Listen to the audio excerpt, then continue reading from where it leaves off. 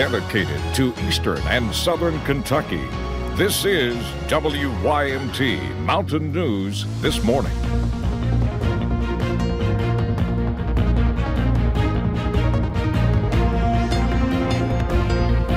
Good morning. Today is March 20th. I'm Taylor Upchurch. Let's check in with Brandon Robinson for a look at your forecast this morning. Brandon, spring is finally here. Almost.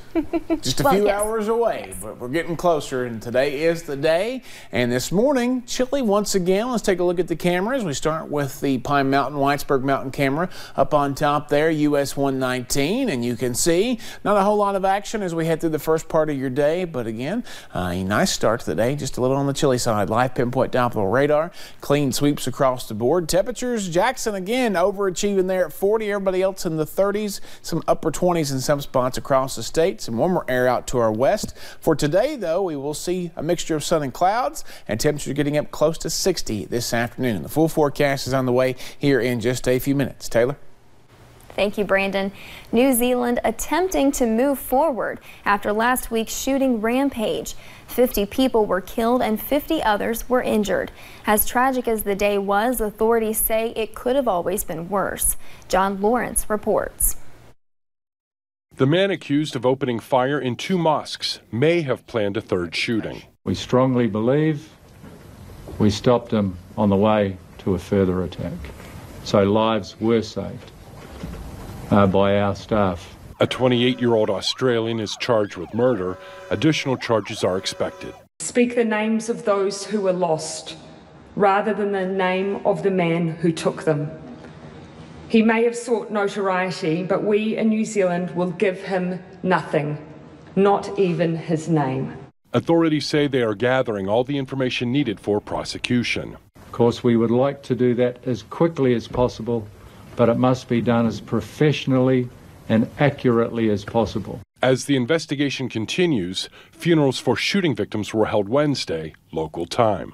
We are talking to each other, we console each other, we support each other, and we grieve together, as a community. Everybody is grieving here, and from the Prime Minister down to young children in schools. The country will hold a 2-minute silence to honor the victims of the massacre on Friday. Let New Zealand be a place where there is no tolerance for racism, ever. And that's something we can all do. I'm John Lawrence reporting. The suspect says he wants to represent himself in court. His next appearance is scheduled for April 5th. And in other news, federal investigators began looking into Michael Cohen, President Trump's lawyer and self-described fixer, long before the public was made aware of concerns. Robert Mueller and his team began looking into President Trump's personal lawyer within 2 months of being named special counsel. Newly unsealed court documents show Mueller's office got a court approval in July of 2017 to review several years' worth of Cohen's emails. They were investigating Cohen for possibly lying to banks, breaking foreign lobbying laws, and money laundering. And Transportation Secretary Elaine Chao has asked the Inspector General do a formal audit of the certification process for Boeing 737 MAX 8 aircraft.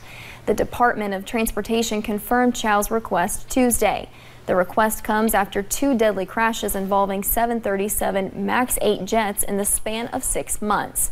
The most recent was the crash of Ethiopian Airlines Flight 302 earlier this month.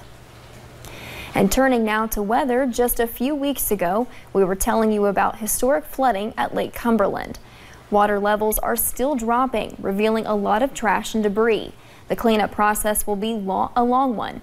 We met up with Congressman Hal Rogers during a ribbon-cutting event in Monticello yesterday. He says the Wolf Creek Dam did its job in holding back a tremendous amount of water. Now the task is getting things back to normal. There's going to be a lot of trash cleanup for years to come. But the Pride organization is already engaging in trying to clean up, and various other groups, Friends of Lake Cumberland, for example. Some marina owners told us that in addition to the cleanup, they believe they will have to make some repairs to the docks as well. And the nation's top official on drug policy visited Kentucky on Tuesday. He joined Governor Matt Bevin at DV8 Kitchen in Lexington for a roundtable discussion about drug abuse and how people are seeking recovery. DV8 Kitchen here has gotten national attention for the way it helps folks recover from addiction and give them a job. So officials here say it was the perfect spot for a roundtable discussion about recovery. Governor Matt Bevin and the director of the Office of National Drug Control Policy were among the local, state, and federal officials on hand here for a roundtable discussion with advocates talking about ways to help people recover from addiction. What I've seen here in the state is really people coming together in such a unique way that it was very important for me to come and see exactly what's happening. Kentucky has been among the states hit hardest by the opioid crisis. But the federal drug czar says it's also becoming a model for the nation in how to address it, whether it's with state initiatives and efforts or the work of companies like DV8. Because this is literally the face of why this matters. A point the governor made while introducing us to Abram, the son of a DV8 employee. That's really what this is about at the end of the day. This isn't about just the dollars. It isn't just about programs. It's about human beings. It's about the humanity of this, the mothers and the children, the fathers and the owners of restaurants all working together to make Kentucky the best place possible for every single Kentuckian that lives here. Advocates here told us the efforts they talked about are saving lives, something they say folks here can be proud of and keep working to continue. In Lexington, Garrett Weimer, WYMT Mountain News. The federal official has also made stops in Louisville and northern Kentucky as part of his visit to our region. And Governor Bevin is reviewing all of the bills passed during this year's General Assembly. Yesterday morning, he signed legislation which will impact another Kentucky office. The new law eliminates the Secretary of State's access to voter registration rolls. The Secretary of State will also no longer chair the State Board of Elections. The new rule applies for current Secretary of State Allison Grimes as well as future Secretaries of State. Grimes is in the final year of her term in office and cannot run for re-election. Grimes is accused of having staffers search the voter registration system for information on political rivals. And in 2013, an eastern Kentucky woman died after bed sores led to septic shock in her body. Since then, her father has worked with a state representative to ensure no one else will suffer. WYMT's Marianne Fletcher talked with them both to learn why this change is important. You have probably heard of bed sores, but may not realize the health concerns that can follow. This is serious, and nobody's playing games here. This is 32-year-old Bridget Howard. She had spina bifida. She was very energetic about everything, but she never did let her illness bother her. After a hospitalization in 2013, she died from septic shock caused from bed sores. Since then, her father, Tommy Howard, wanted to make sure this never happens again. I've always heard all my life that something good comes from something bad. Working with 92nd District State Representative John Blanton, they increased the Kentucky administrative regulation from Type B to Type A. A Type B violation is a violation of concern. A Type A violation is a serious violation that could lead to death. And the fine is increased by 10 times the suggested amount. Blanton says after 3 General Assembly sessions, the new regulation is named in memory of Bridget. Our whole purpose is that people will look at Bridget, what happened to her, and use that in her honor to bring attention to this serious issue. Howard hopes this is an eye-opener for many. But it could have been prevented. And will hopefully save lives. By her passing, maybe somebody else's life can be saved. In Magoffin County, Marianne Fletcher, WYMT Mountain News. October 12th, the date of Bridget Howard's death, will be named Pressure Sore Awareness Day, which will urge all Kentuckians to remember the regulatory penalties in her memory. And West Virginia's Attorney General has filed a civil complaint against the Catholic Diocese of Wheeling-Charleston.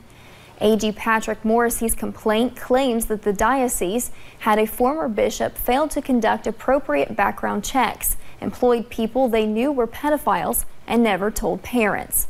This civil suit comes just over a week after the diocese released the results of preliminary investigation into former Bishop Michael Bransfield.